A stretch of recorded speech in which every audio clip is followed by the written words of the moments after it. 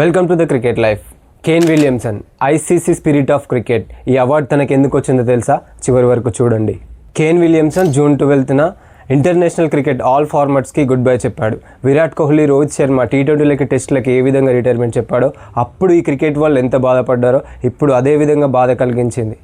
Kane Williamson 16 ఏళ్ళు cricket ఆడి 19,346 పరుగులు చేశాడు. ఇందులో 48 సెంచరీలు ఉన్నాయి. కేన్ విలియమ్సన్ న్యూజిలాండ్కి తొలి టెస్ట్ ఛాంపియన్షిప్ అందించాడు 2021లో.